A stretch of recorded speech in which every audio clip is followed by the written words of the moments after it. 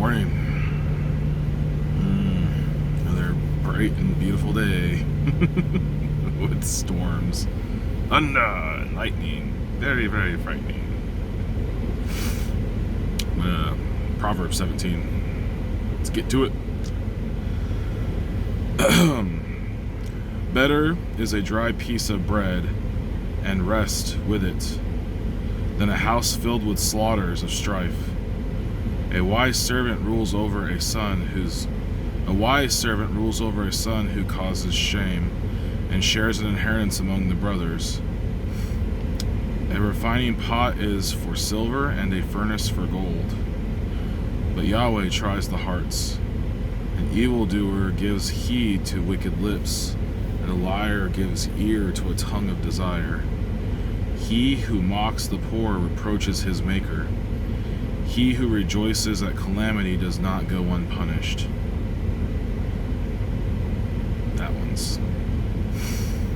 I hope that one is very relevant in today's society.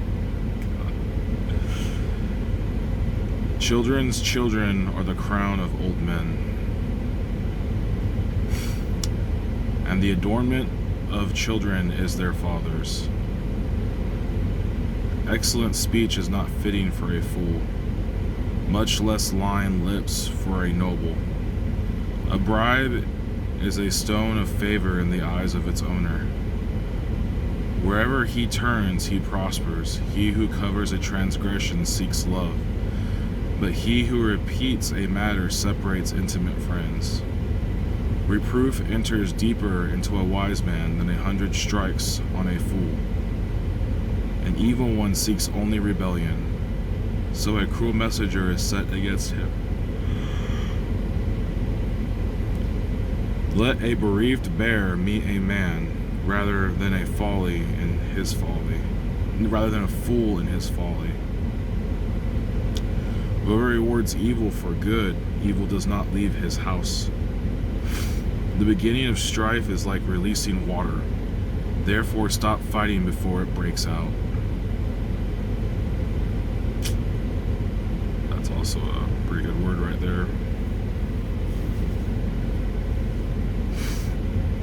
He who declares the wrong right, and he who condemns the righteous, both of them are an abomination to Yahweh.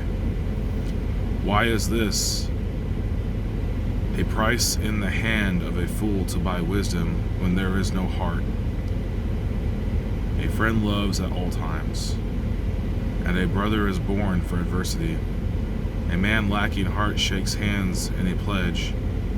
He becomes a guarantor for his friend. He who loves transgression loves strife. He who exalts his door seeks destruction. He who has a crooked heart finds no good, and he who has a perverse tongue falls into evil. He who brings forth a fool has sorrow for it, and the father of a fool has no joy. A rejoicing heart causes good healing, but a stricken spirit dries the bone. One who is wrong accepts a bribe behind the back, to pervert the path of right ruling. Wisdom is before the face of the understanding one, but the eyes of a fool are on the ends of the earth. A foolish son is a grief to his father, and bitterness to her who bore him. It is also not good to punish the righteous one, to strike noble ones for straightness. He who has knowledge spares his word, and a man of understanding is cool of spirit. Even a fool keeping silence is regarded as wise, as understanding when he closes his lips. Oh, there's some pearls in this one.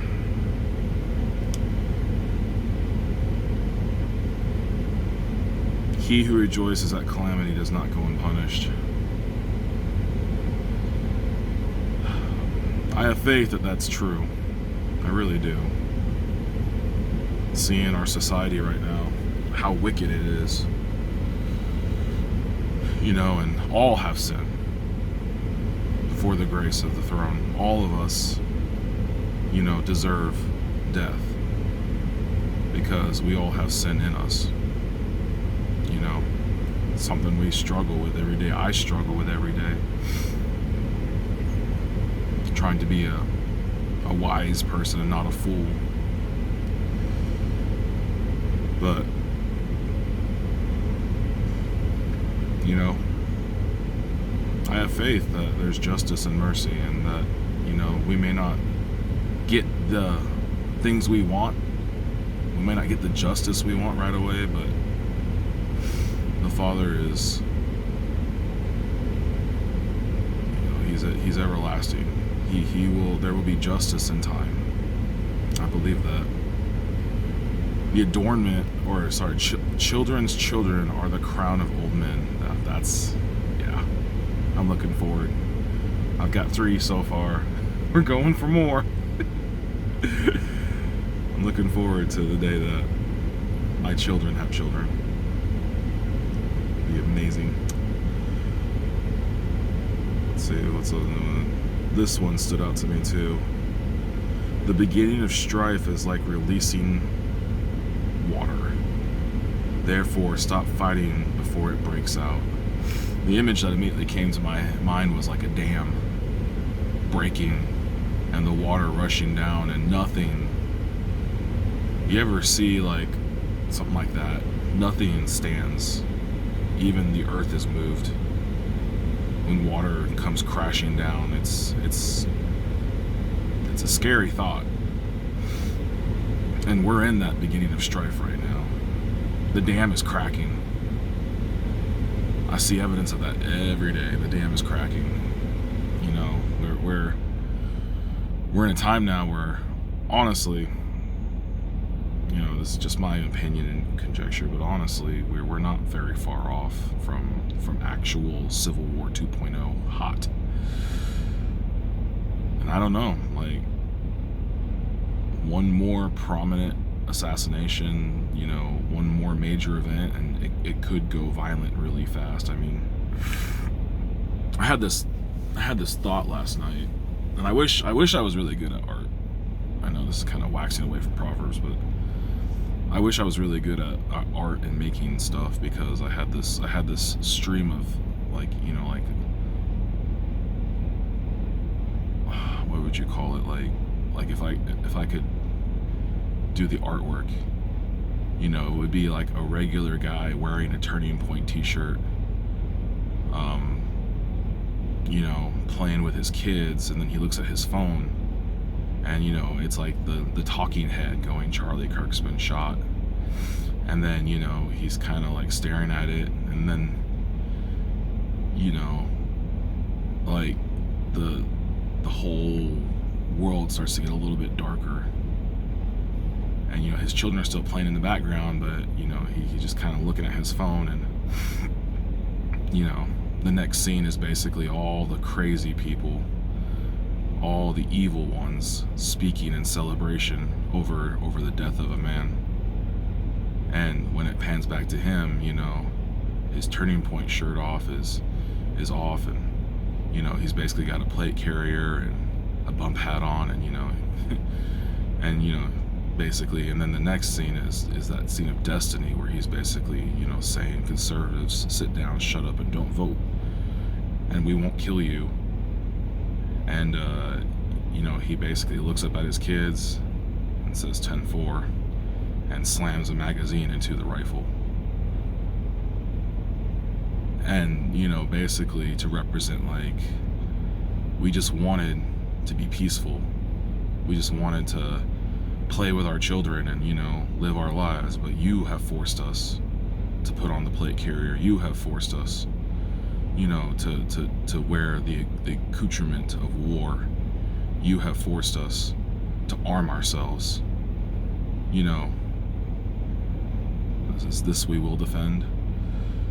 Like, that's the water. That's what's being held behind the dam of civility, and we're about to be very uncivil if things keep going the way they're going. So I don't know. Let's see if there's anything else in here that really stands out to me. Raise your children. A father of a fool has no joy. You know, raise your children. Don't let them be torn by these ideologies. Don't let them fall into that trap. A foolish son is a grief to his father, and bitterness to her who bore him. I feel for that dad right now, the dad of the shooter who turned his own son in. I really feel for him, because that's got to be one of the worst feelings in the world. It's probably on par with actually losing your son. Is to know that they did something so evil and you couldn't stop it, or didn't see it, or whatever. There are some who are irresponsible, but I think that man probably was responsible. He just got away from him. He didn't know what was going on in his son's life. And that makes me want even more for my children to be close at all times, for me to be able to impart my word upon them, and Yah's word on them, and make sure that they know who they are, and they don't fall into these pitfalls. They don't fall into these traps of the evil ones, the evil one and all his minions.